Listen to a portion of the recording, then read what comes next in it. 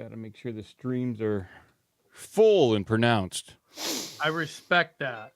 You need a firm stream in order to be heard out there anymore. I respect the shit out of that, dude.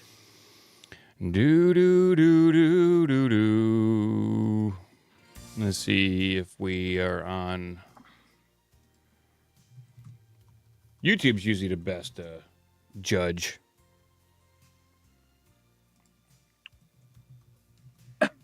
Oh. Here we go.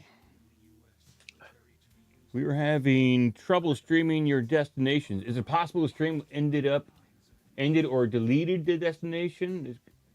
Hold on. It looks like it was Rockfin. Oh, maybe I've selected the wrong one. I was supposed to go to Rockfin. It's not on Rockfin. It's on Rumble, X, and YouTube. I can end it real quick and try again. Yeah, try it again. Only because, yeah, the dates. I don't know why. Should I just put in? Yeah, I don't understand why it's not going. Remove it. Yeah, remove them and then put them back in. Let's see.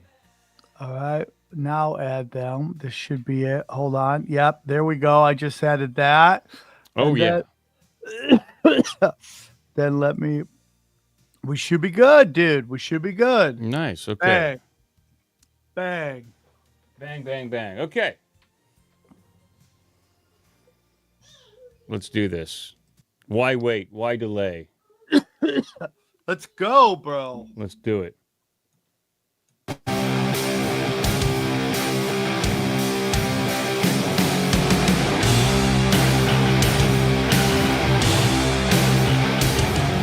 The strange, the bizarre, the funny, and the sad. In a world of algorithmic nightmares, these are the stories you find when you scroll too long. All the facts, all the absurdity, none of the fluff. This is Doomscrollin with your hosts, Sam Tripoli and Midnight Mike.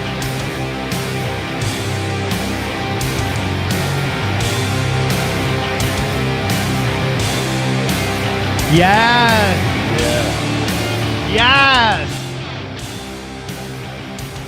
I don't know what's going on with Rumble right now. We're having issues with Rumble. Don't know why. Daddy plays the game. Daddy's playing the game just right. Rumble's on weirdness. Guys, welcome to another episode of Doomscrollin, the little show that just never stops. We keep going. We just keep going. He's the best of the best. He's Midnight Mike. I'm Sammy T. How are you, buddy? Very busy. I'm burning the candle at both ends for like the past 3 weeks. I'm nonstop. But I'm here to doom. I'm here to scroll. And, the show will keep going as long as people keep making content, I suppose. As soon as that stops, we stop. Once you guys stop making content, we're all done. So as long as you keep going, we keep going. That's all I got to say. That's all I got. Hey, man, we're live on Rumble. I don't know why this thing's saying we're having trouble on Rumble. There's some big problems. Yeah. Rumble's got its own problems now, okay? And that's all I got to say. Yeah, guys, if you want to see your daddy, your sweet Sammy T live, I'm going to be in Phoenix, Arizona this weekend, then Louisville, Fort Wayne, Detroit, Michigan, Tacoma. Got more dates coming. Check that out. And that's it, dude. What else should we get into, dude? Or should we just spin? We should spin. First, real quick, you promoted something. I'm going to promote something. This guy. Promote anything you want. This is Monster Box Pedals. So I'm a guitar player. I record music. The intro for Doomscrollin I recorded, and I used this pedal by Monster Box Pedals. It's the Poonhound. It's a fuzz pedal. I'm going to work with this guy to help promote his brand because he sent me this pedal, and it's really awesome. So I just want to give him a shout out. Monster Box. Can we get his link in the description for the people? Yeah, I will. I'll put that in the podcast description. Check him out. He does limited run pedals, and I'm going to work with him. I think to help create some pedals for some more doomy like pedals. So let's go. That'd be cool. It'd be really cool. Let's go. Spreading the word. I almost might say that's That's Doomscrollin's first sponsor. Bang! It very well could be. We'll see. We'll do a We're co-branded. in. We'll do a co-branded Midnight Mike Sam Tripoli guitar pedal. I already got ideas, bro. Call it Doomscrollin. Yeah. Well, speaking of doom scrolling, we have it right here. It's up on screen. Go. It's the Let's Wheel of get it. Doom. I sent you a ton of them. I thought I was I going to know. have none, and then just an avalanche of content came at me. It just all happened all at once. And here we go. We're going to Wheel of Doom right here.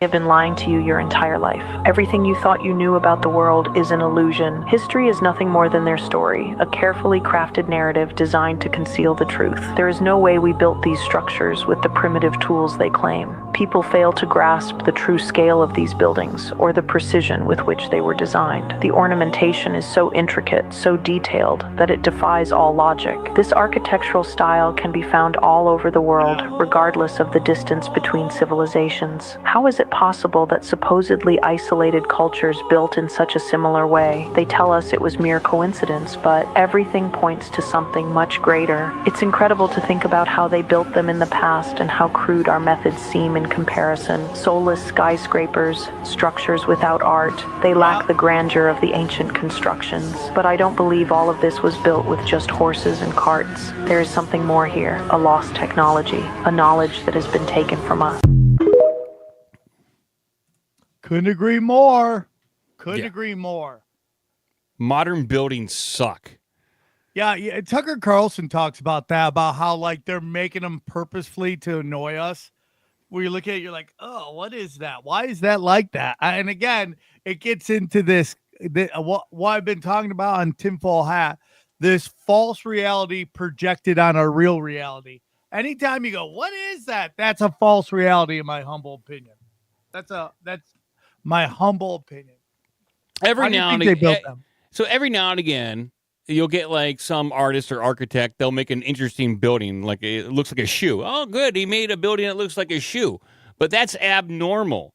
Not everyone's building shoes anymore. But back in the day, everyone built shoes. Is the analogy I have? Like every building looked fairly immaculate, or at least the ones that still are remaining standing today. I'm sure there were a lot of shacks, a lot of crappy shacks laying around, but it did seem, by and large, on average, the architecture was just so of a grand scale. We lack that today. When I go see new builds near me, they look crappy. There's nothing inspiring about it. It's quite cookie cutter, and it makes you feel like you're part of the Borg. It makes you feel like you're part of an ant colony.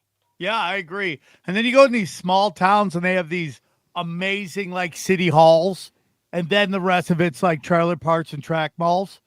It's like Applebee's for miles. Yeah, there's nothing inspiring. It just makes you depressed. I like when you go play at the Funny Bone in Columbus at the mall. Yeah, it's nice and all, but it's kind of depressing too. There's nothing unique about it, is there? That Lego store is haunted when it's closed. It's scared. It's pretty evil. Pretty scary, dude. Yeah. All right, let's finish. Yeah, Fair I think it could be weird technology, laser stuff. Who knows? Burnt into it. They're not telling us. We're going to find out, though, in this next bit. We're going to find out. Talked about this meteor a couple months ago. The meteor is called 2024 YR4. It's the size of the Statue of Liberty. 300 feet. And the percentage of it hitting Earth was like 1%. But in the past couple weeks, NASA has come out and said those chances have now doubled. They're calling it the city killer. They said it would be 1,000 times more powerful than the bomb that was dropped on Hiroshima. But if it hits the ocean, the waves from that. Humongous tsunamis. Yeah, like Florida would not be here. They're obviously more concerned about it than they're letting on. They're allowing any astronomer to have access to the James Webb Telescope to observe it to make better predictions. Yeah. So there's gonna be like shrapnel and like other things that come off this, right? If it were to hit Earth, like it would actually like kind of. It's not that big. It's basically just like it would destroy a city and cause earthquakes. And tsunamis. I forgot to mention that part. You'd be the worst newscaster ever. Guys, wait, no, it's gonna be fine. There will be earthquakes. It won't destroy the Earth, but it'll be like not good. You can change the channel now. Wait a second. Wait. I forgot something. Wait. These are butterflies changing the game. Their editing technique. You're starting to see that more and more everywhere. It's influenced our show for sure. I make no illusion to that. They're great. They do really great work. What do you what are your thoughts on that, Midnight? Well, good. They have, one, they have a good-looking show. They sound good banter. They seem like good people.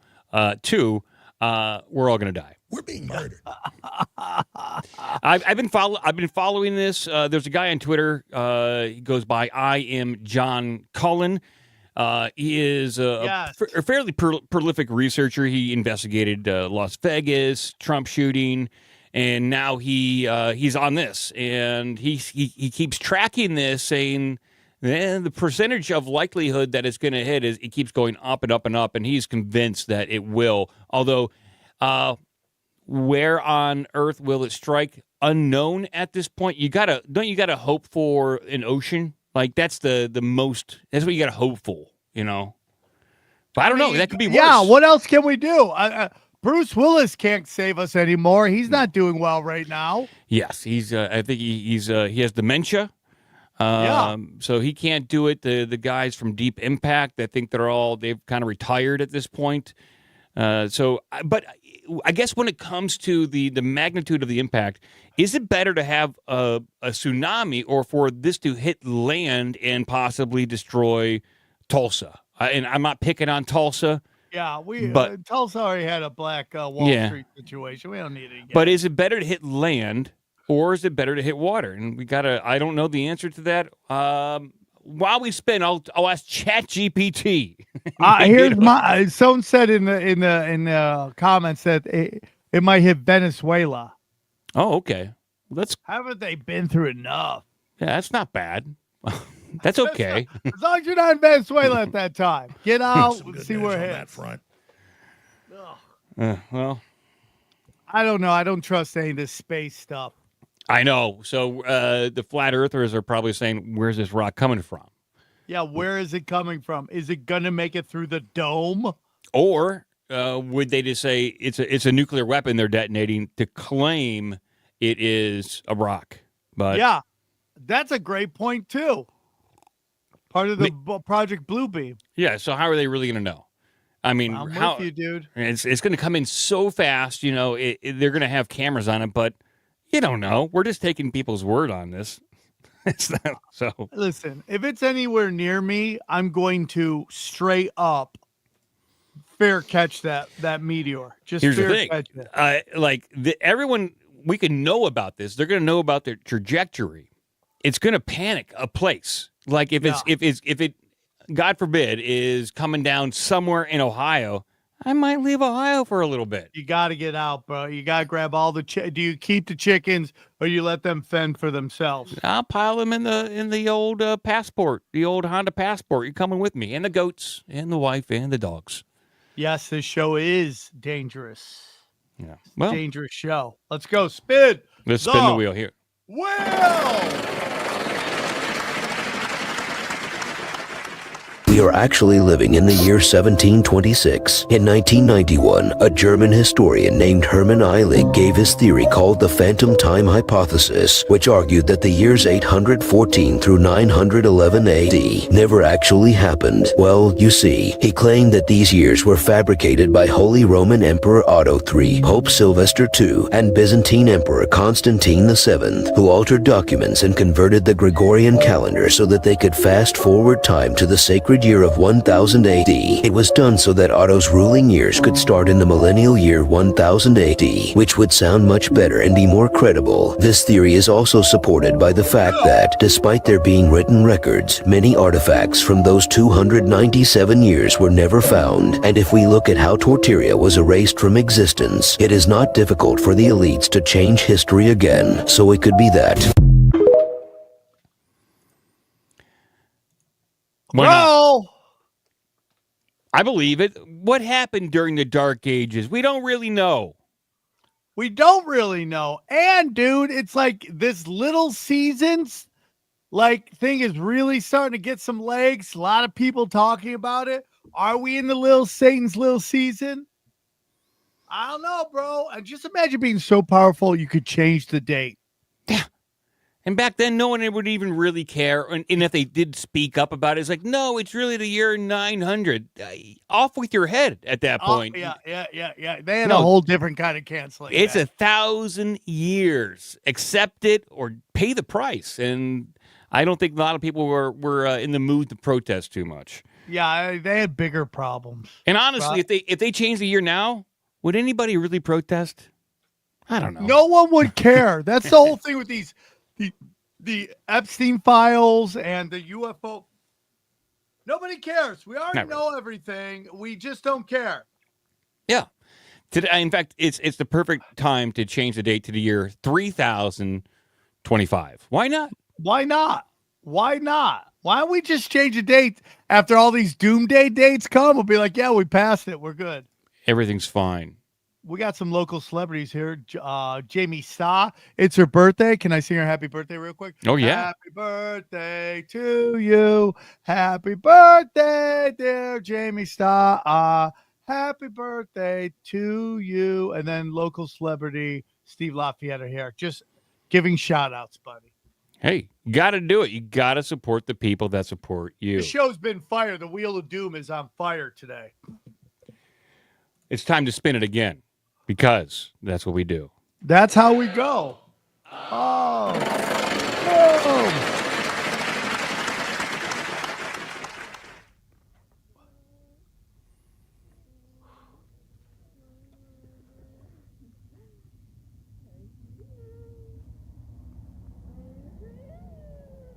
Wait a second.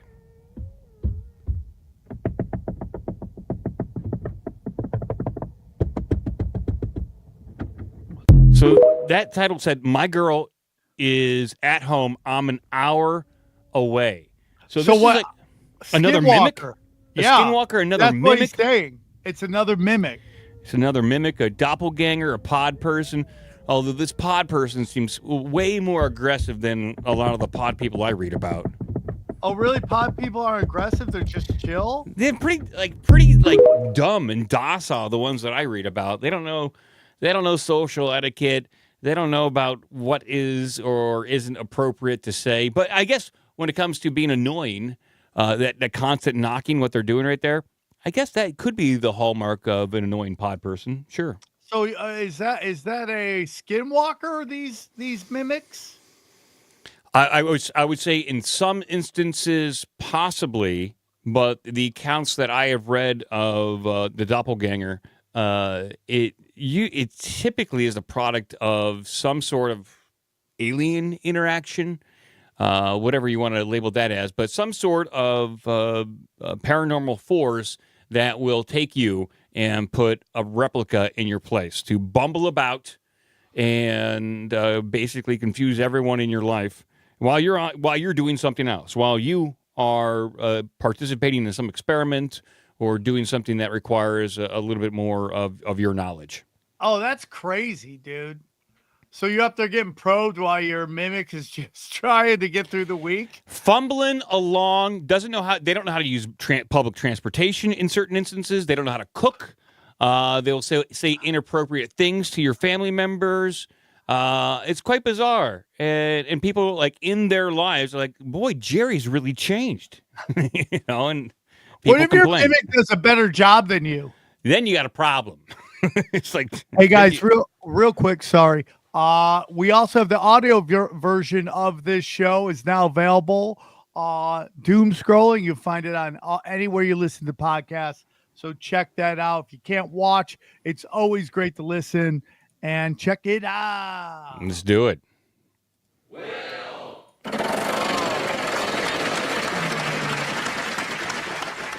It's 4 p.m. at the airport, and the gates are filled with the freshly transplanted. Hundreds of men with bandaged heads, swollen foreheads, and dreams of a full hairline, like warriors returning from battle, except their enemy was male pattern baldness. Boarding begins. The cabin fills with glistening red-tinged scalps. Aisle seats are prime real estate. Nobody wants to risk a ceiling graze, but just as our follicular pioneers prepare for takeoff, disaster strikes. Seat 24B, Hairy Follickman is leaking. A ticking time bomb of plasma and regret. A single crimson drop on his seat, then another. The cabin gasps. Security arrives. Sir, you need to exit the plane. But Hairy Follicle refuses. I paid for this seat and I'm taking off with my hair, he shouts, gripping the armrests like they're his last remaining strands. A bald man in seat 13A sighs, "This is why you double wrap." In the end, Harry is escorted off, scalp held high, forehead shining like a beacon of poor decision-making. Oh my God. I might go do that, dude. You don't got to do that. You got a good head of hair. I saw your frosted tips on the other day. My top here is getting pretty Yeah, bad. well, But I think that'd be hilarious if you came home with a bunch of plastic heads. that's. I guess I would like to know where they're flying to. Obviously, they're getting a good deal on their hair transplants. It's Out so of good. Turkey. Ah, so Turkey is they're leading the technological advancement in hair transplant. Yep. Everybody goes to Turkey to get their hairs done. I don't know. It seems pretty costly, and the results maybe not the best. I know it's not like hair plugs; it's a system that people put in place. But I don't know. What was Seinfeld's old joke about, what was that? Something for men nobody can ever tell. It's like you can always tell. Yeah. Every time. Some of these wigs or whatever these guys are wearing are so bad. I don't even understand how you go out with that. You got to wear it. I honestly, as a badge of honor. I understand losing your hair in your 20s. That's got to be rough. Right. Rough. Right. But in your 40s, 50s, it's to be expected. It's okay. Wear it as a badge of honor, and you're aging gracefully, I guess. Yeah, But no. I'm with you. I'm 52. I'm like, okay, maybe it's time to let go. No, I used to have really long hair, and then when I cut short, I loved it. What's gonna happen when I shave my head? How much money am I gonna save in shampoo? not for you, Sam. You are in the public eye. You need your hair. You will not be the same person on stage without your hair, and Somebody know that. said Dan Soder went to Turkey and got done. Looks great. I I guess it depends on where you get it, right? If it's in the back, you can't see all the weird line that it makes. Do it, dude. If chicks Anthony Kumi got his done. Anthony Kumi got his done back in the day, and he says it started to fade a little bit. So, well, congratulations to Anthony on his new radio show too. Yeah. He's on WABC, which what's the over under how long that lasts with him? Just because he likes to go hard in the paint. He's excellent at his job. I'm just saying, I think he'll be okay with how raw he is. I'm going to give him 6 months before he says something that will put him. He'll get suspended, and he won't apologize, and then he will be back to podcasting. Yeah. WNBC.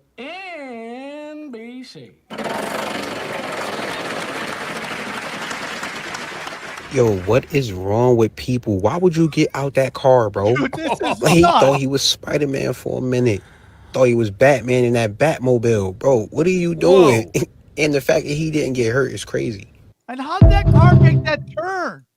I don't know. So this has got to Bro, be what fast is forward, wrong right? with people? Yeah, Why would you it's get gotta be out that fast. car, bro? Yeah. Like, he thought he was Spider-Man for a It doesn't minute. matter. They taste it. It does. You think Okay, they increased it by maybe 30 to 40%. But regardless, this guy did a Grand Theft Auto tuck and roll, got up and ran. Immaculate recovery. Thought he was Batman in that Batmobile. Bro, what are you doing? Do you think he And got the fact that he thrown didn't out? get hurt is crazy. Let me go rewind that again. Is He he must getting have. thrown out? Man, for a minute. Thought he was Batman in that Batmobile. Bro, what are you doing? And the fact that he didn't get hurt is crazy. The guy must have an agility off the charts. He probably rolled a natural 20 on that run, tuck and dive and parry, and he survived it. He just leveled up with that one. That was insane, dude.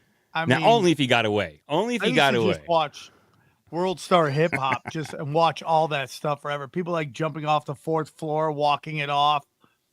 It's And amazing. The crazy thing is probably no one was chasing him. He just did it, Like he wasn't. No cops was chasing him. He just did it. He was like, "Look what I can do." That is the funniest thing I've ever heard.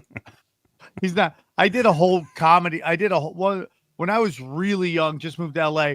we were doing video shorts before everybody else was doing it. We weren't the only ones, but before it became a really big thing. And I had this video called Run. It was a story about a guy on the run from the law, but the law is not after him. Yeah. You run from something. Eventually they'll start asking questions. Why is that guy running? And we got to Why slow is him down. that guy running? He's up to something. What is the purpose?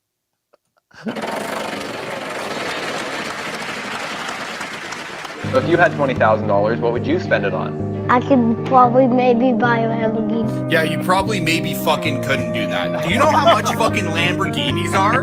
They're like $200,000 minimum. That's like the cheapest one you can fucking. Dude, we're gonna see a series of these. This type of video is just exploding on Instagram right now, and it's so funny. The style. Slapping kids with reality is it's so good. No, you can't. They're like $200,000. Yeah, come on, kid. Don't you look at the blue book value of these cars before you make stupid statements like that?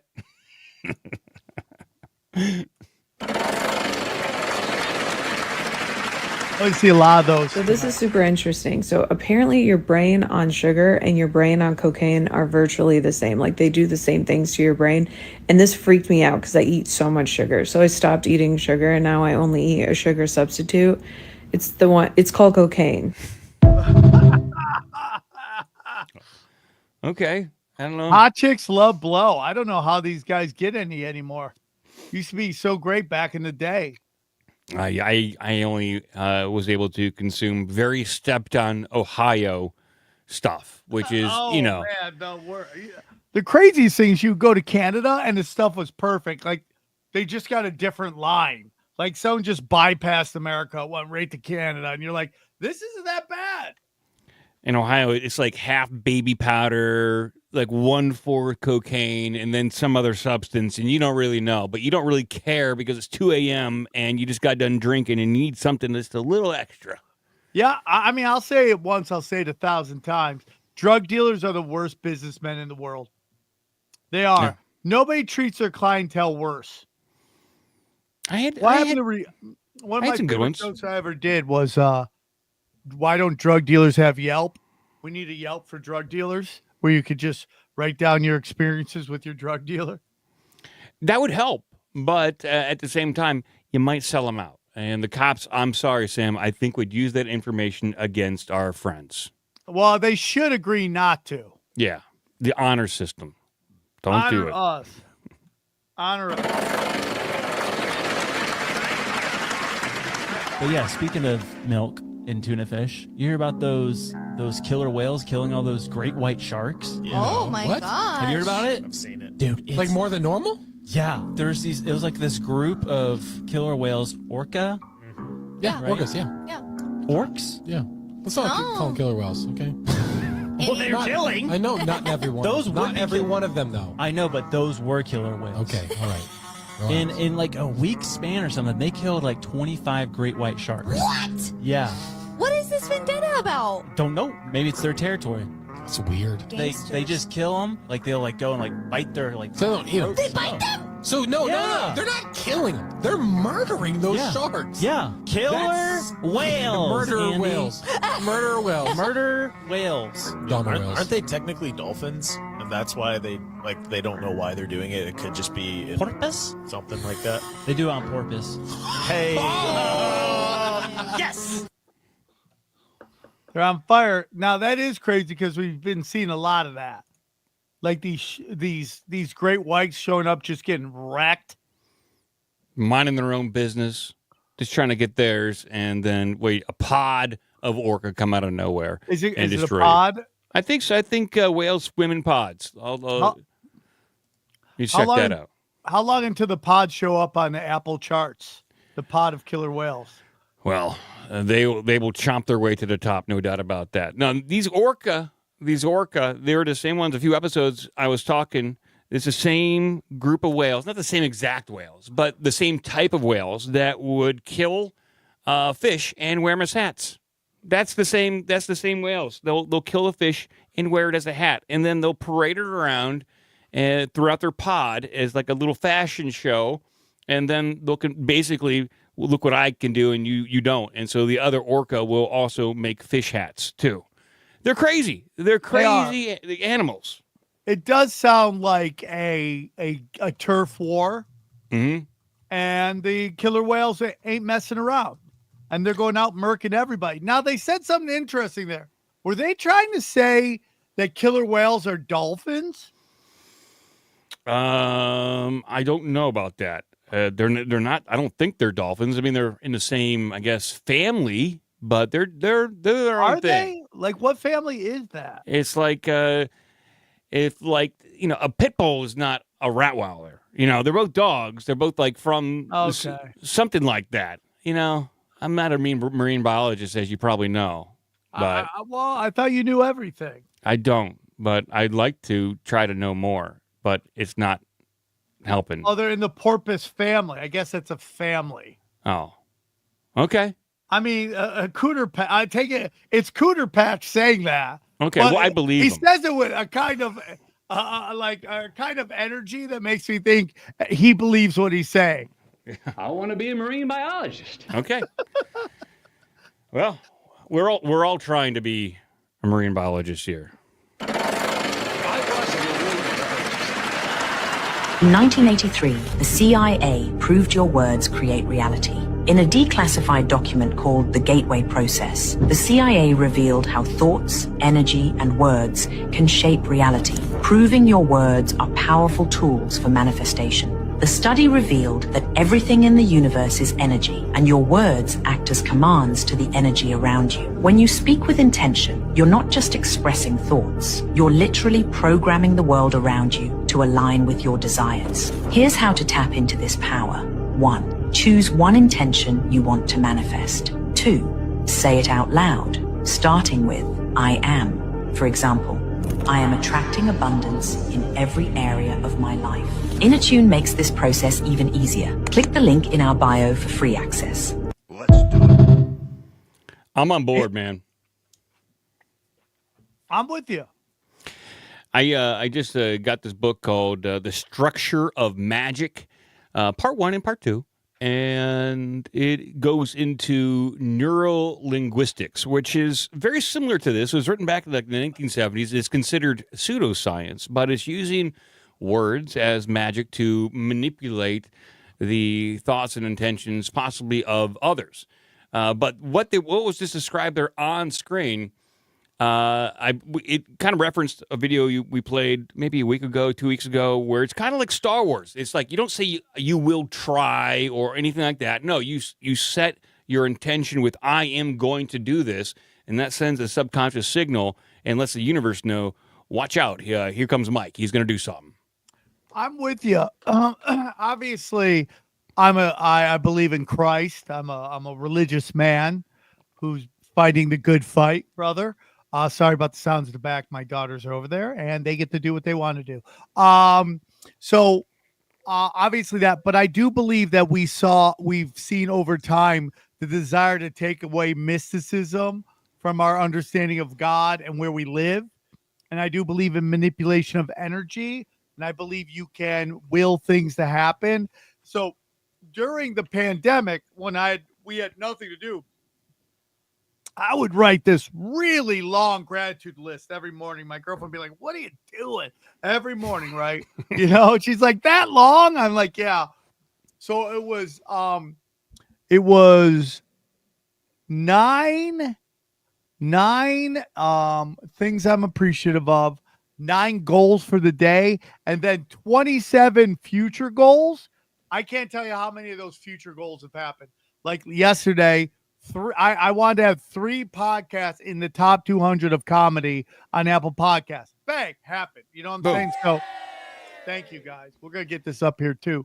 But that I believe in that. I believe that's what they don't want you to know about, that stuff, to be able to manipulate energy. There is mysticism. I feel like things that happen in the Bible could be seen as mysticism if it was seen anywhere else. That's my opinion. I think this also speaks to meme magic or memetics. You put something out there to the world, and it's almost it can create intention. It can create a goal, good or bad. It's memetics. It's almost like a social contagion. The most recent episode of Mysterious Universe, great podcast, guys.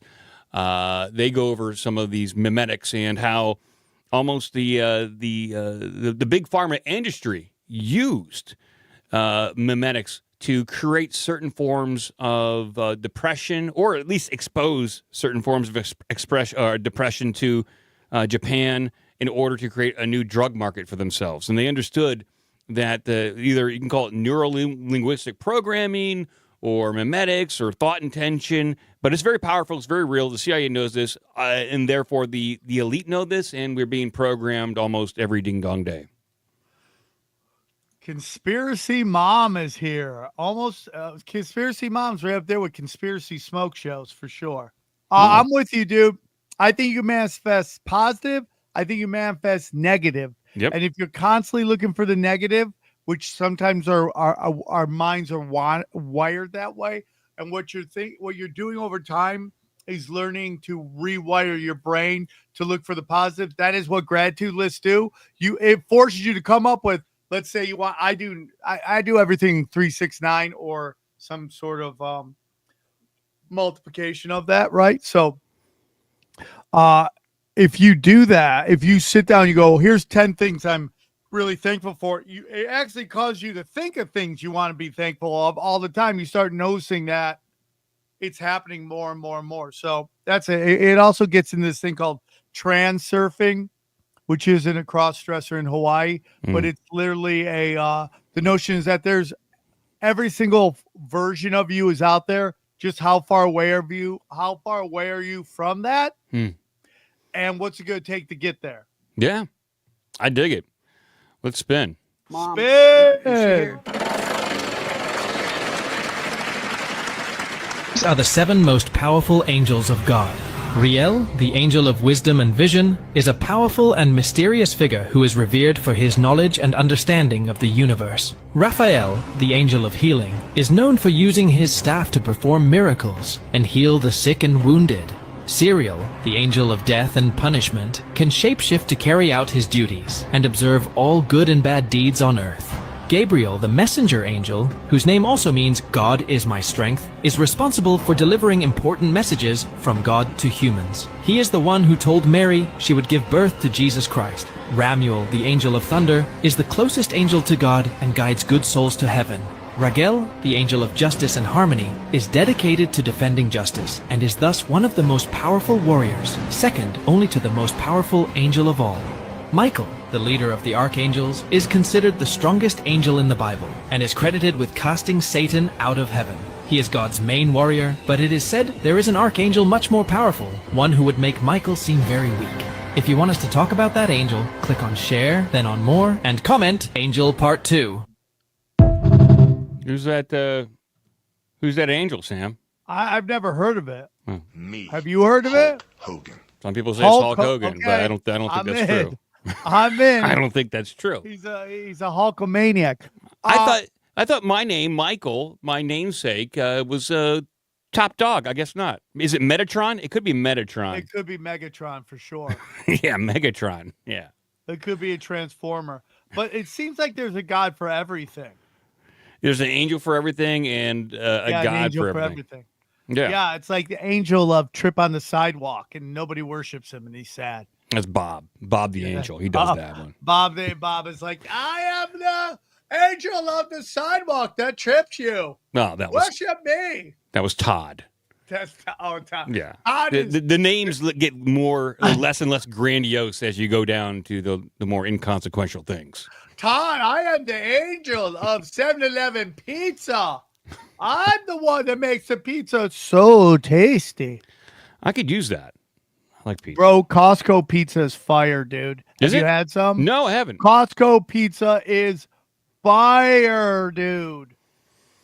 Maybe the next spin of the Wheel of Doom will illuminate us in that statement. You're being serious about Metatron, huh? Yeah. Metatron is a real angel. So there's Metatron, And I think Azrael, I think Metatron could be fallen, and Azrael could be fallen too. So I'm naming some fallen angels here. So take note.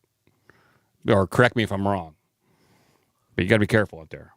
Don't We invoke will never correct you if you're wrong. We're just here on this show. You're always right. Okay, I like that. Even if you're wrong, we believe you're wrong. Okay. Yes, people get it, dude. The word is spreading. Costco pizza is fire. All right. Fire. I got to check it out. I got a Costco near me.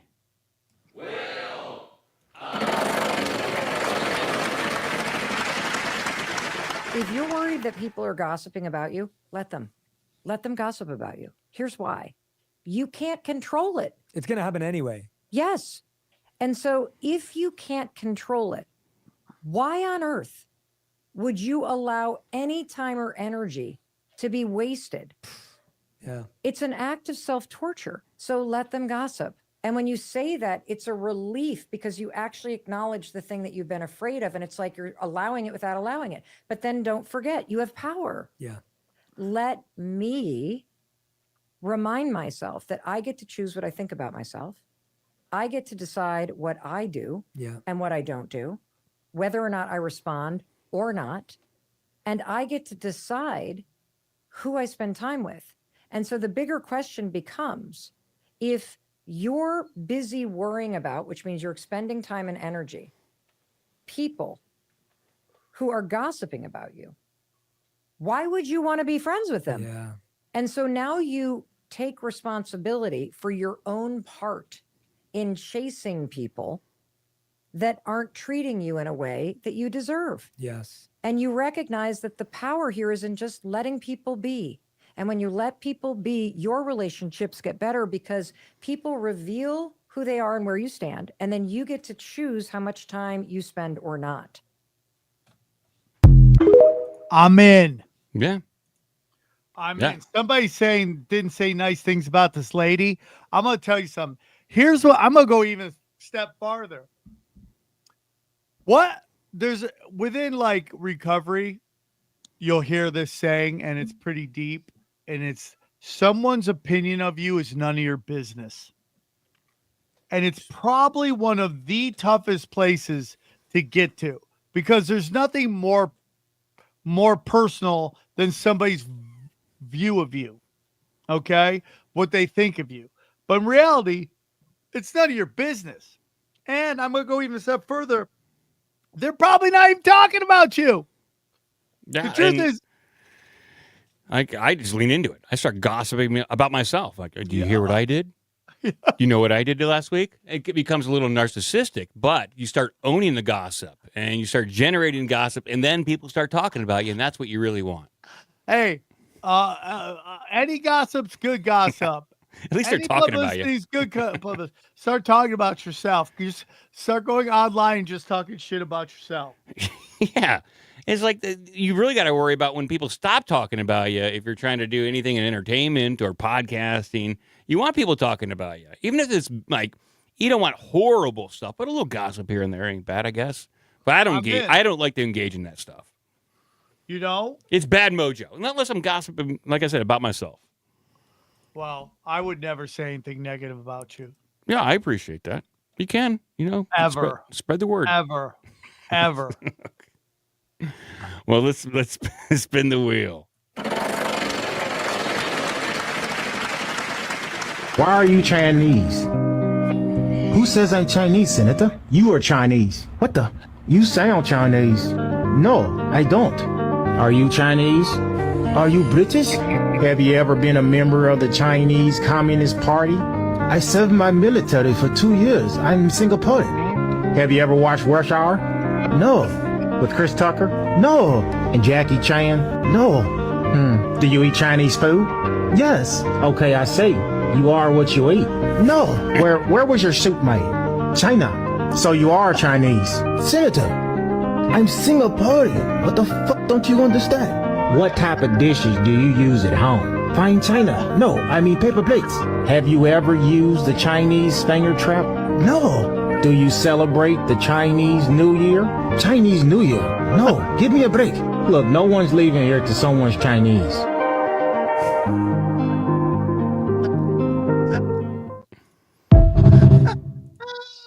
Fantastic. Oh, those are so funny, dude. Fantastic. I could watch those all day. We got a bunch of them. They were just crushing. That new style's on fire, dude. It's catching on. This is my window into TikTok and Instagram for a little bit. I've been out of the loop for about a week and a half, so I'm catching up. I'm going to be honest with you, dude. I'm going to tell you something. I like the quality of content more on Instagram than I do on TikTok. TikTok is just all AI voices and bots, and you don't really even see anything on there. Like, everyone's so desperate to go viral, they just throw up anything. They're like, look at it, it's haunted. It's haunted. Look. And you're like, nothing's happening. Nothing. Yeah, Instagram's where the real artists are. Instagram's where the real artists are. They should use that because they're trying to get people to use it.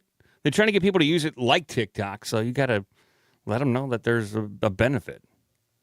Yeah. Aleister Crowley sort of admired Joseph Smith. And now it all makes sense, of course, because Joseph Smith was, I would argue, maybe the first guy to really successfully utilize John Dee's Enochian language to make contact with entities. His was Moroni. Aleister Crowley's was Lamb. And then Aleister Crowley devises, that Amalantra working to make contact with this entity Lamb. Then Jack Parsons comes around and they do a similar ritual called the Babylon working, again, to make contact. And it's interesting because they started the Babylon working, in 1946 with L. Ron Hubbard. And then the next year, the Book of Enoch is found, which and this is, of course, also after Roswell. And it just, all this stuff happened. And of course, 1945 is when we entered the atomic age with the Trinity testing. And like my paranoia brain just starts like firing off because there's so much stuff that happens in this period with the Trinity test. According to the Twin Peaks lore, it opens up a portal basically for entities. And that's based on real life occult teachings. That is based off of Kenneth Grant's book, Outside the Circles of Time, which describes the big picture of the occultist and Aleister Crowley and about bringing in these various ages of mankind and trying to usher us into this new revolution. And part of that, it was necessary to use that atomic blast, which tore open a veil of sorts, to do all these rituals and make contact and pull entities through. Yep, I can see it. That was intense, dude. And that was is that Isaac? Isaac Weissip, one of the best in the biz. I can see that. Boy, yeah, 1945 is such an important year. And up to 1947 when Roswell happened. But we ripped open the fabric of space and time. Now, do you, Michael, feel like he was saying the Book of Enoch is BS? Or do you think that they were doing these things at the time, something opened up and the Book of Enoch fell out? The way I interpreted it, or maybe is like it was a sequence of events that was destined to happen. Is like you can say coincidentally they found the Book of Enoch, and just so happens because maybe the gates opening because of the atomic bombs, it was a catalyst enabling somebody to find that book. Like it was destiny. It was part of the sequence of events on this timeline. But yeah, I could see you interpreting it as the Book of Enoch being a product of the portal. Like it manifested in this reality because the portal was open. I could see that interpretation. Do you think that's plausible? Yes, I do. Yes. I agree. Why not? Why not at this point? When you're opening portals and you're bringing back knowledge of from these other realms, why can't it be a book? And God only knows what Crowley did. God only knows what Crowley did. Yeah. Crowley was shady, dude. Crazy dude, man. He had that house on Loch Ness and did his rituals bringing the Loch Ness monster. I don't know, but Jimmy Page probably does because Jimmy Page bought the house. Is that crazy if you'd buy that house? You're like, yeah, here's where some guy met an entity. Oh, can I have it? I want that house and the bedroom. Can I live there? I called dibs on the bedroom. Can I? Unbelievable. But Jimmy Page was all into the magic. He was all into the occult. He was into a lot of those things. And I'm gonna be honest with you, dude. when you think about like going down to the crossroads, making a deal with the devil, I mean, Led Zeppelin, famously known for, let's say, jacking songs. Yes. Like that kind of would be something that somebody who has made a deal with the devil would do. Just jack a bunch of songs, put it out, and then get no repercussions from it. Well, let's be At fair. all? Led Zeppelin did take a good chunk of their songs from like Black blues. Americans. Yeah, but American. They did make those songs pretty damn good. And even Stairway to Heaven, which was inspired by somebody else's song, Jimmy Page did turn it into something that was better than the original that it was inspired from. It doesn't make it right. The end product was still pretty good. And do they get some of the money? Oh no, the Led Zeppelin keeps it all. I'm sure. I think that some of the court cases that they did have to pay out, but I don't think it's was a perpetual royalty on it. I think it was like a lump sum. It's like, okay, yeah, we took your song. Here's $1 million. Shut up. And I think it was like that because they got lawyers. Led Zeppelin's got lawyers. These poor artists, they don't got lawyers. They're probably happy to get anything out of Led Zeppelin. Yeah, I agree. All right, let's do them.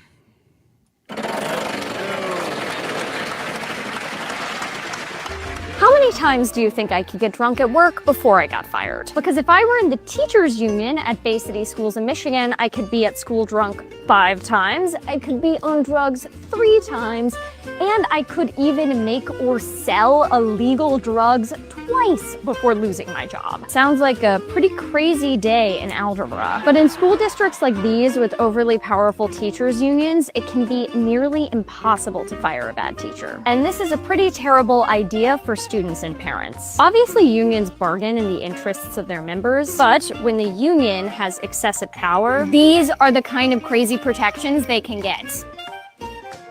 I need a drink. She's cute. Shouldn't she be at the mall or something? Shouldn't you be working a Hot Topic lady who looks 17 with an adult voice? She's talking about very adult topics like unions and overpowered unions, and I guess she's probably getting major hits, major clicks on the internet. But it does seem like you should have more fun than talking about unions. Well, it is interesting that as a teacher you could show up on drugs 3 times before. Yeah, I do. I like that. That's interesting.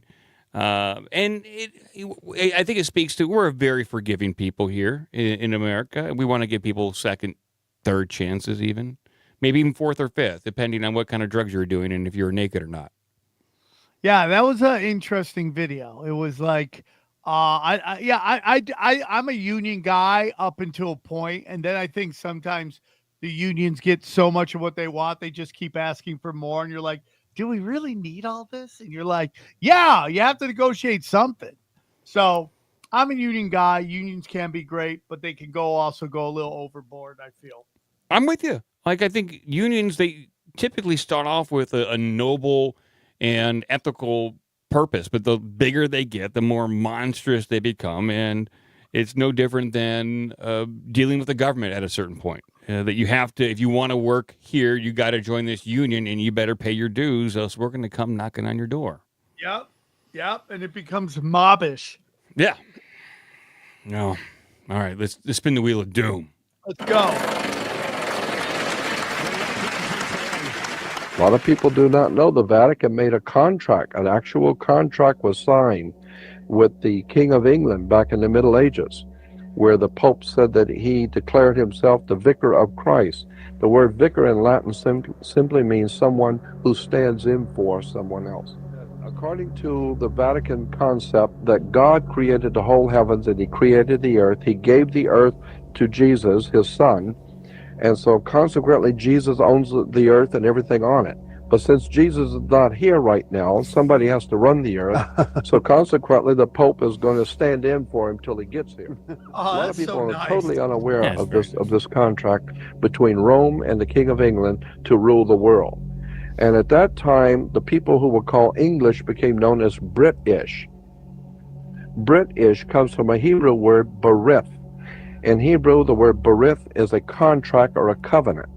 And ish in Hebrew means man or men, can be singular or plural. Therefore, berith ish, contract man, or man of the contract, or British, the man of the contract.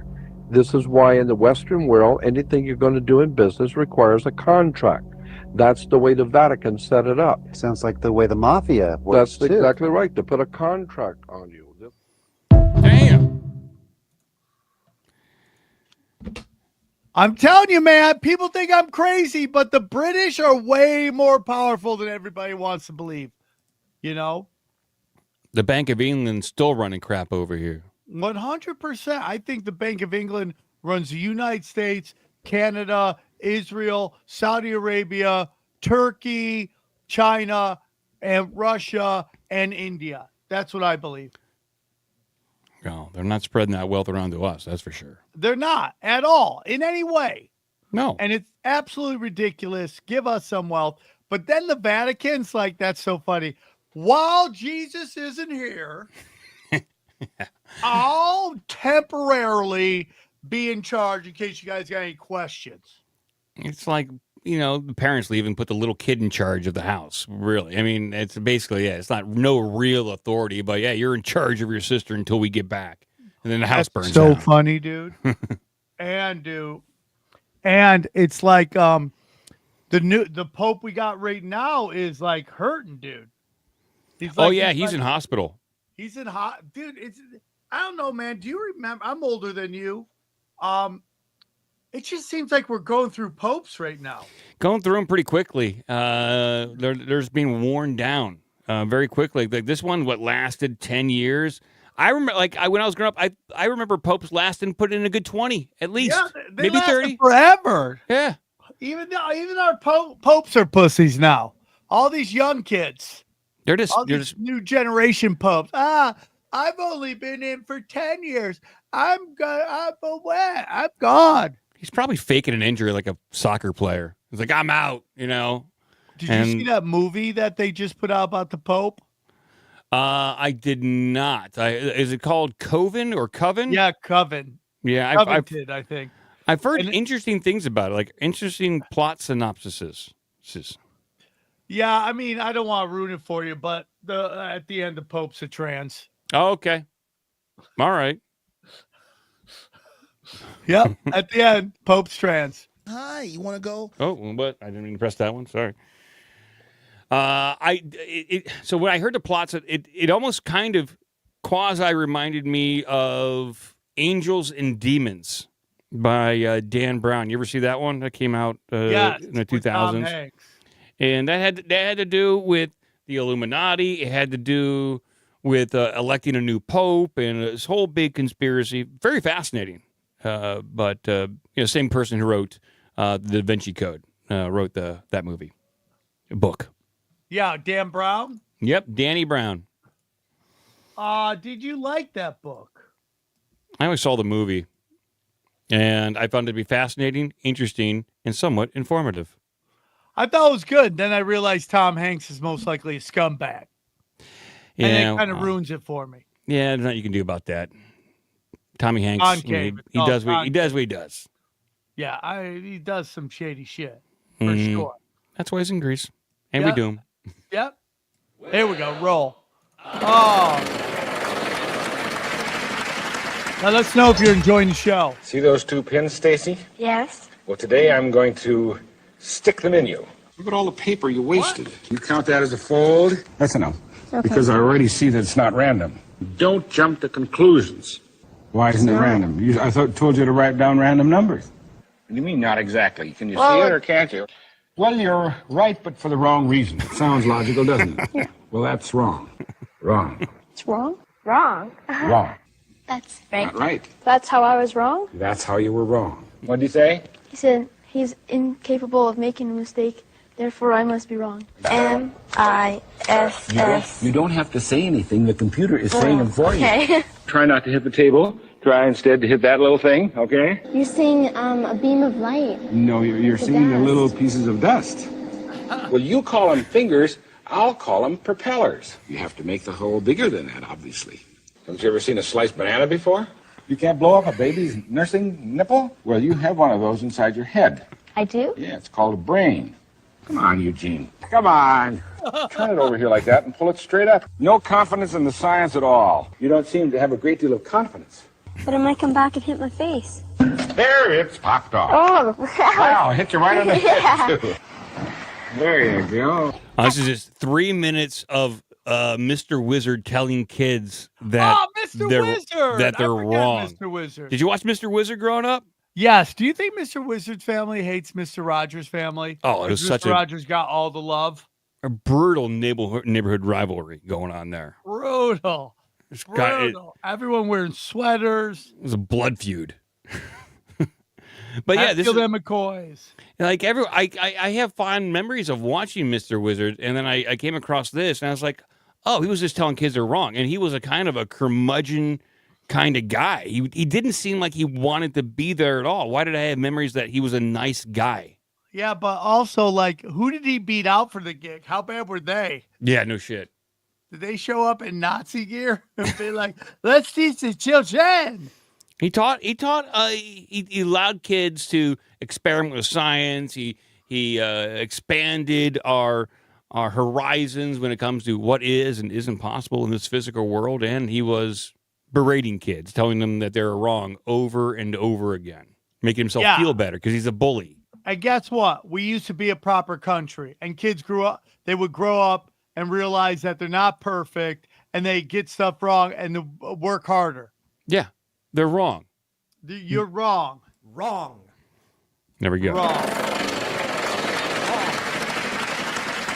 A little over a decade ago, a video of Spider-Man beating the piss out of Batman and Robin appeared on the internet with absolutely no context, and I have not been able to stop thinking about it ever since. So Batman and the Boy Wonder start off with this, and that is the last good move that they will have in this fight. The ass-kicking takes place immediately upon landing. Look at Spider-Man absolutely ping Robin as Batman just sits there looking like, oh my god. Look how much Batman gets his neck snapped back from that jab. Jesus. Absolutely brutal leg kick, bro. Check this out. Uses the tie clinch. Uses Batman's lifeless body as a body shield to block Robin from coming in. All while he's just kneeing the crap out of poor Batman. Now check this out, bro. Double collar ties. Got a collar tie on both of them. Gonna walk them like a dog. Then he blasts Robin's organs with a knee, takes him hostage, decides, you know what, I don't even need a hostage, throws his body away, turns his attention back to Batman, absolutely crushes him with a Superman punch, crushes his face while he's on the ground, and watch this, a crew of people start carrying Batman off somewhere. Robin quits. Robin's had absolutely enough of this, but then Batman gets out there one more time just to do this. This was Batman's final stand, and then the fight was over. That is up for video of the year. That is video fantastic. Of the year for sure, dude. Oh my god, that was fire, dog. I love it. Fire, dude. Oh man. And I think it's actually true to comic book form because I believe Spider-Man would beat the hell out of both Batman and Robin. Spider-Man is that powerful of a superhero. I agree, dude. I agree. When you get bit by radioactive spider, that's basically steroids. Mm-hmm. You're allowed to gear up. Batman's pretty badass, but in that fight, he just came off weak and pathetic, out of shape. He was probably spending too much time in his bat cave, smoking cigars, drinking scotch. Didn't prepare for the fight. He probably took it for granted, and Spider-Man whoops his ass. Someone said that was Marvel versus DC. That's a great call. Yeah, great absolutely. call. And Marvel wins, by and large. Marvel wins by and large, for sure. Let's spin it. Dude, the wheel's been fired. There's an experiment that took place in the 60s. You get a stranger to murder somebody else. Familiar with it? No. Yale University is doing an experimentation on learning. Mm-hmm. You're both volunteers. There's a guy in a lab coat that's running this thing. And he says, we're going to draw straws. One of you will be the teacher and one will be the learner. So the other guy draws the learner straw. He goes to you. You become the teacher. Unbeknownst to you, this other guy's a volunteer. He's in on it. You're the only person participating in the experiment. So they sit you down at this machine, and they say, this is an electric shock machine. And it goes from like 30 volts all the way to the right where it says XXX danger extreme shock. So you can hear him go, you go, oh, for some of those intro shocks. But every time you get one wrong, you have to take that little slider and move that voltage up one notch. So the guy keeps getting it wrong, 225 volts. Around 275, he's saying, I have a heart condition. I want to stop. I don't want to do this anymore. I want to stop. I'm done with this. Come get me out of here. Around 400 volts, there's no more reaction. It's total silence, and he's not even answering the questions anymore. So you turn back around to this guy in the lab coat, and you're like... But he's not making any noise now. And the guy in the lab coat says, it's important that you continue. We must continue to the end of the experiment. And shocking increase, shock, increase, all the way to this 450 extreme. So before this experiment took place, these psychiatrists got together and they said, how many people are going to go through with this? Who's going to go all the way and kill somebody? And they thought 0.8%. You have to be a psychopath. You have to want to hurt people. And in reality, 67% of people went all the way. So Stanley Milgram's trying to find out, do people just respond to orders like the Nuremberg trials were going on? And these Nazis were saying we were just following orders. 250 volts is enough to kill you. 100% of people went up to 250 volts. Dr. Milgram hypothesized that they undergo something called an agentic shift, where they become an agent on behalf of an authority figure. This is a big deal. That is crazy. It's terrifying. That is crazy. You think about, you try to put yourself in that situation, and you do have a job to do. Dude, I mean, hold on. So what is, I don't understand, like, if they're like, hey, dude, you have to complete this or you go to jail. You're done for the rest of your life. We're going to throw you in jail and you're going to die. I go, oh, okay. But, I mean, if you're just like, hey, dude, here's some money, I don't get it. Yeah, that's the thing, is that how much money we talking about here? Like, and specifically with these people signing up for this experiment, it seems like there wasn't like a large monetary exchange. And at least what we saw on screen, I don't know if it was a reenactment or not. For what I recall, I read about some of these experiments.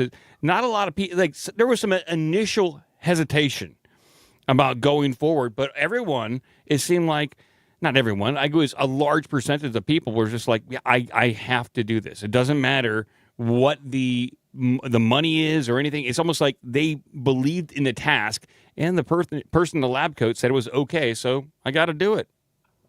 There's a saying that 80% of the people cannot challenge authority. 80%. Yeah.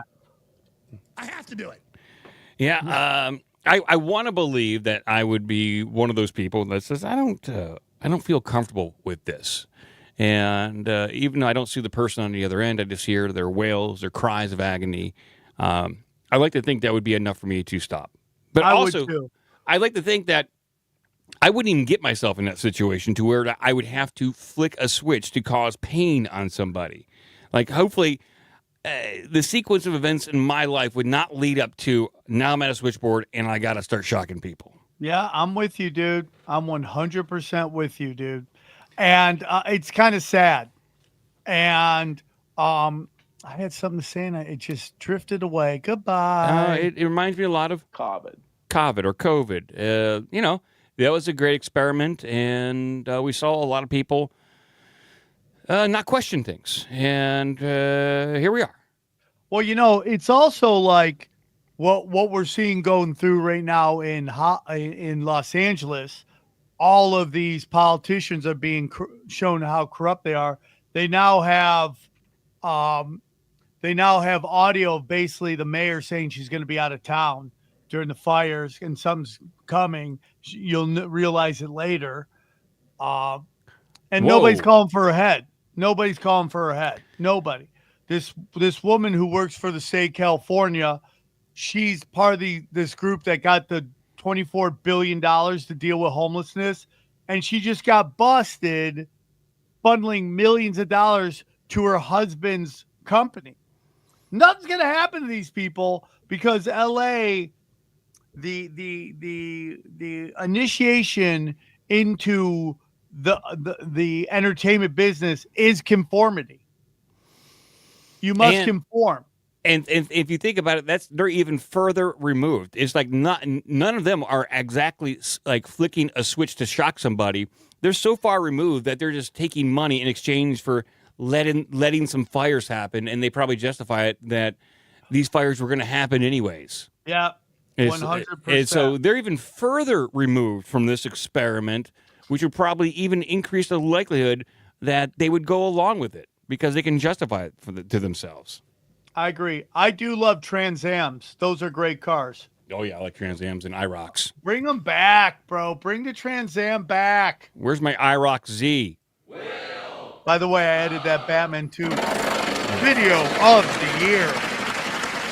I looked up at him and I said, Judge, I'm not practicing. I know what the hell I'm doing. And the whole court broke out laughing. He said, that's pretty good. That's pretty good. I like somebody with a sense of humor. He said, but that doesn't change anything, son. You have to have a license to practice law. And I said, Your Honor, I'm an unenfranchised common law free man. I live at the common law. I am not a participant in any tontine schemes of limited liability on a joint venture for profit with an insurable interest requiring me to participate in these illegal corporate Ponzi schemes. I am just Joe Blow from Kokomo down on the street. I just live at the common law. And I have a right to work and contract my labor, my skill, and my time of life as I see fit, not as some third-party arbitrary and capricious bar association sees fit. And they had loaded the court with all these attorneys, and they were, oh, you hear that guy? I said, Your Honor, the state of Michigan arbitrarily and erroneously converted my right to work into a privilege and issued a license and a fee for it. That's unconstitutional, Your Honor. Marbury versus Madison, 5 U.S. 137, 1803. Anything in conflict or repugnancy is null and void of law. Okay? Can you see that? Marbury versus Madison. And since the state converted my right into a privilege and issued a license and a fee for it, Murdoch versus Pennsylvania, no state may convert a secured liberty into a privilege and issue a license and a fee for it. And if they do, Shuttlesworth versus Birmingham, Alabama says I may ignore the license and the fee and engage in the right with impunity. That means you can't punish me. And U.S. versus Bishop, 412 U.S. 346 defines willfulness as an evil motive or intent to avoid a known duty or task under the law with a moral certainty. I submit, Your Honor, I couldn't have done an evil task because I was totally following the Constitution and the U.S. Supreme Court. I would submit that prosecution counsel's burden is to prove that I did willfully and knowingly avoid a known duty or task under the law, namely to get the license.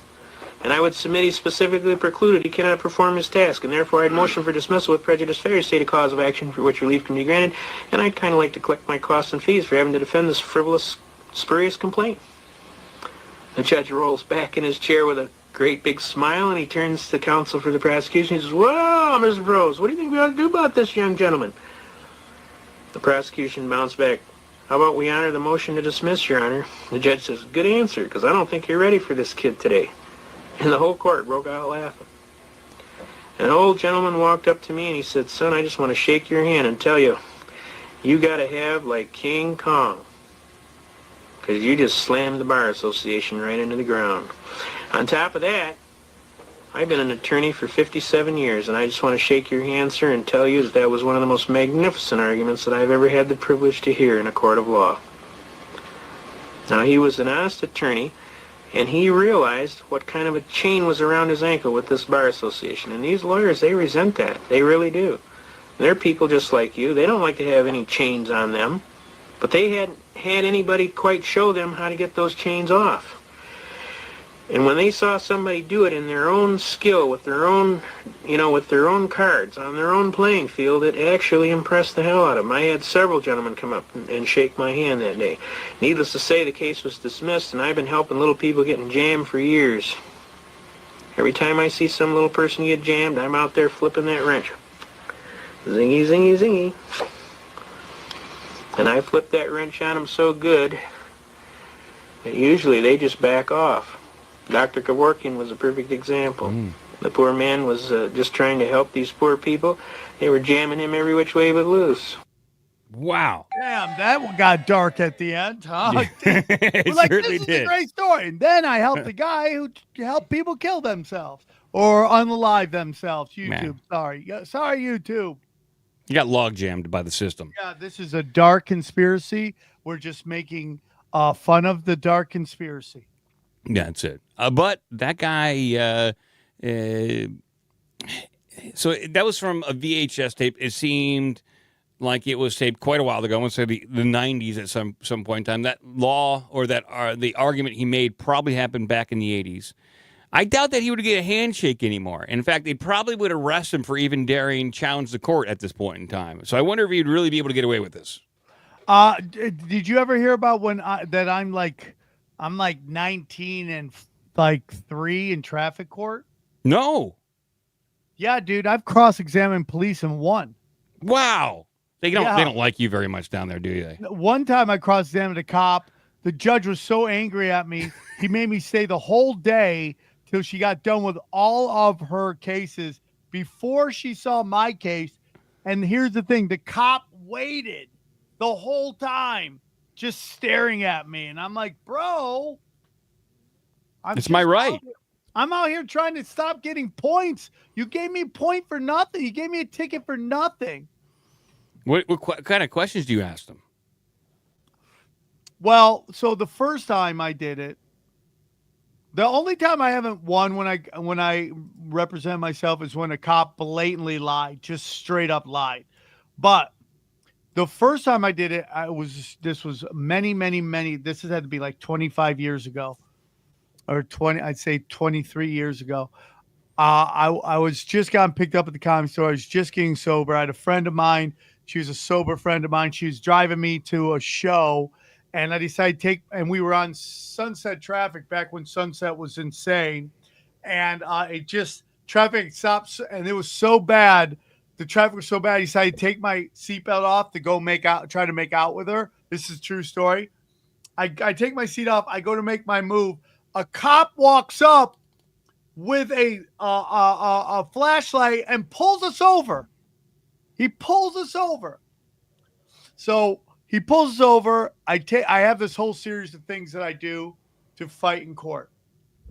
So I cross-examine the guy, and I go, so my whole thing was, I would get there early. I would listen to all the motions that the other attorneys were doing, and I would do every emotion. I do every motion before. I'd ask motion for continuance, motion for dismissal, motion for more time, motion. They'd be like, no.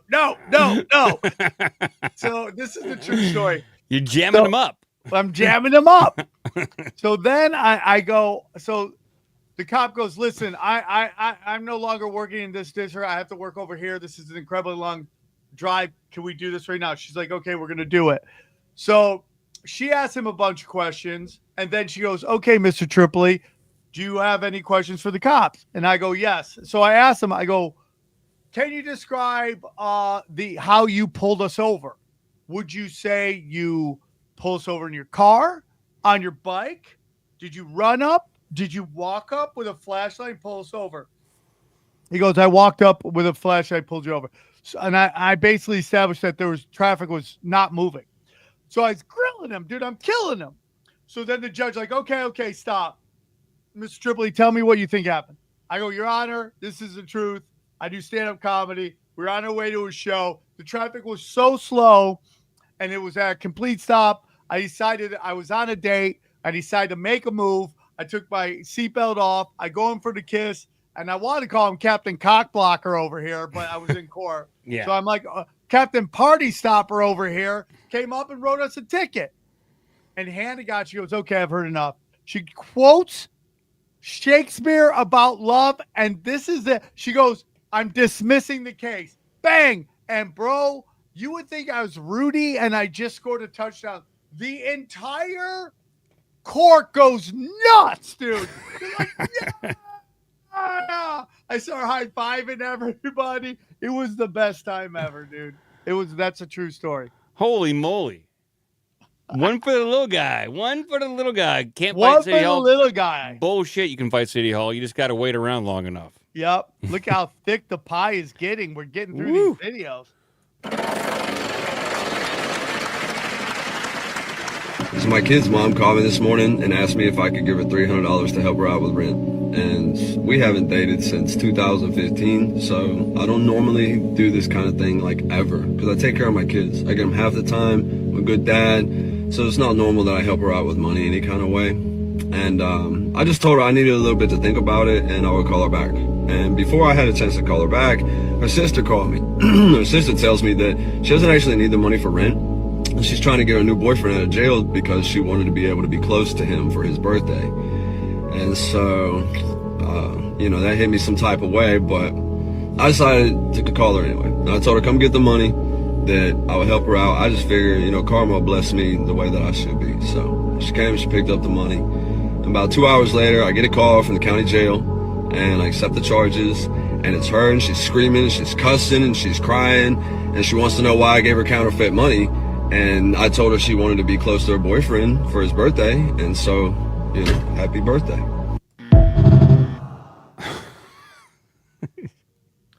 Since it's YouTube, never mess with the street whites. Never mess with the street whites, dog. For every crime, they got a counter crime. Just to have that counterfeit money on hand for just such an occasion. Never mess with the street whites. Ah, man. That's doing somebody dirty, but what are you gonna do? Sometimes those baby mama think you're a bank of a baby mama. That's like one of those old fables that they would tell somebody. Like if you're arguing over some object, cut it in half, and the true owner would protest. And like this is like a modern day version of that, giving counterfeit money to somebody because you want to be close to your partner who's in jail. Yeah. Well, your ex is, somebody just Mark the Booker, who every time he comes on here almost gets fired. Are you a reformed street white? Who says I'm reformed? I'm just a street white. He's just on the internet now. He's an internet street white.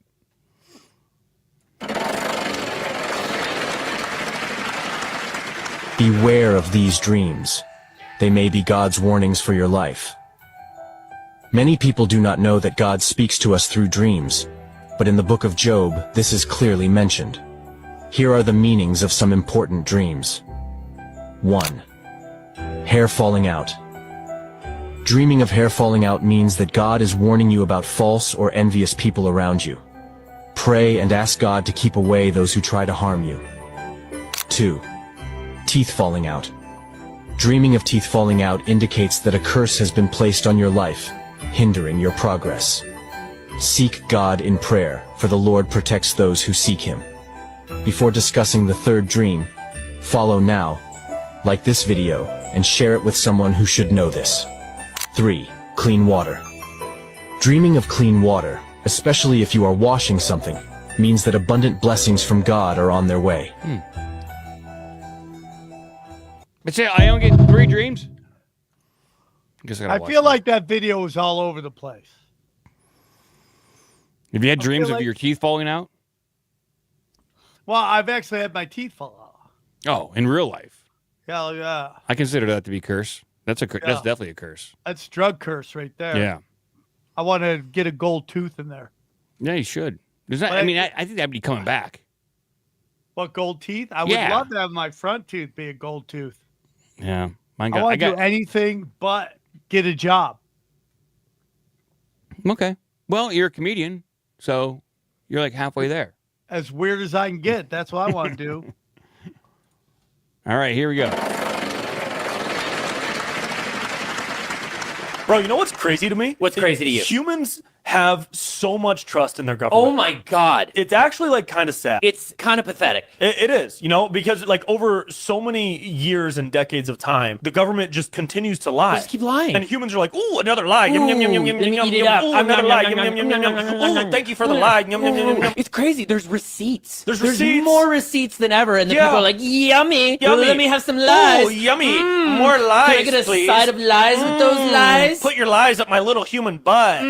Put it in my ass. Humans already have it bad with their like processed cheese and their vegetables and food made with pesticides and poisons. Literally. The last thing I need is people in power that they put in power coming in and saying you get less rights. Yeah. You get less amnesty. You get less of your own fake money that you've earned from hard work. Why? Why less? You know what they put in their silly little human documents? What? They actually gave people the power. Yeah. But they've given all of that power away. Ugh. It's wild. It seems as though they're okay with that. Like, should we just take over? and set things right?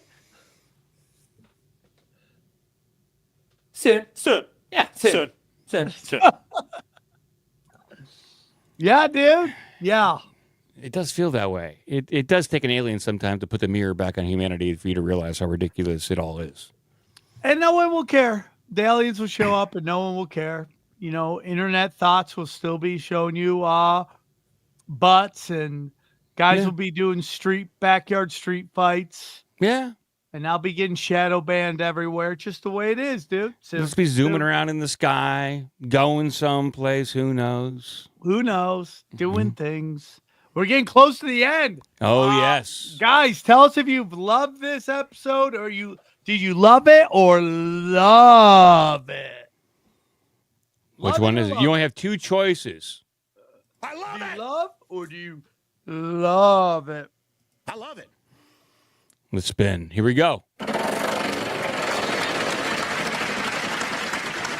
If this is true, this would change the entire official story of how history unfolded on Earth in the last 2,000 years, okay?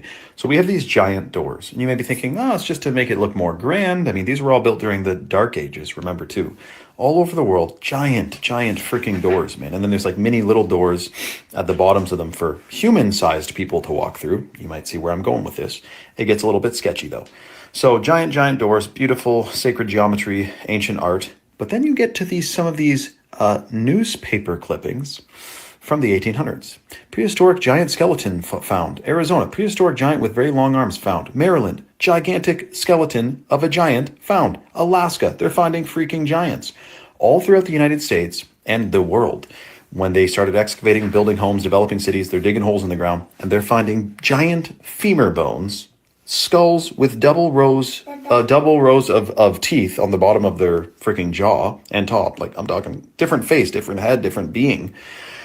And then the Smithsonian Institute comes along, scoops them up, says, we got to check to make sure they're authentic, and then they lose it. This has happened time and time again. There's documentaries on this that have been banned. Did a giant race of giants build some of these things, or build them, or did they get built for them? Let me know your thoughts. Listen, I believe in giants. Your average person I totally out there believe in giants. They do not. Like my one of my my normie friends who doesn't they indulge in some of this stuff. They told me, Mike, those giant doors were built by humans, and the reason why they're so big is for ventilation. It's for airflow. It's for that. And I just I don't buy that. I said you're bonkers, and your idea is bonkers. There are giant skeletons. They have found them. Yes, I agree 100%. There are giants. Now the question is, some people think mountains are either giants that are dead, buildings that have melted, or trees. What do you think? There's some pretty interesting examples of that. Like, I think there's a series on YouTube's called, I think, Unveiling the Titan, where it does look like a giant mountain, but in the shape of like a woolly mammoth or some sort of elephant, and then petrified giant tree stumps that just look like rock formations. It does provoke some thoughts, like maybe this world was just inhabited by extremely large creatures and living plants at some point in time, and they just all became rock. I like the idea. It's kind of hard for me to wrap my head around. It is crazy. The giants thing is weird. I don't know if buildings is even crazier. Like all these mountains are just giant buildings. Yeah, it's one thing. So they have found skeletons of humanoids ranging from 8 to almost 30 feet. It's another thing to say that there was humanoids and elephants 500 feet tall or something in that neighborhood. That, to me, it's just a little too big. But who am I to judge? Maybe that's not big enough. Maybe we need to go bigger. Wow, that's Rachel Rebel looking Khazarian. Not Khazarian. What's that one city? What's that one country that's half Russian, half Chinese? Kazakhstan? Kazakhstan, yeah. Got her Kazakhstan on. Bang. Hot conspiracy theorist chicks. We're in it. Hey, 2 more videos and we're done. Okay. Or even one, we'll see. Let's do it. Let's do one more. Here we go. Look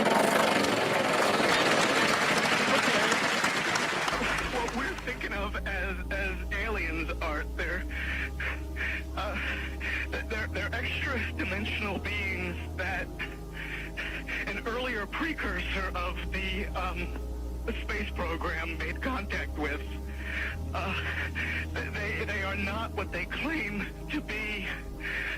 They have infiltrated a lot of aspects of the military establishment, particularly the Area 51. The disasters that are coming,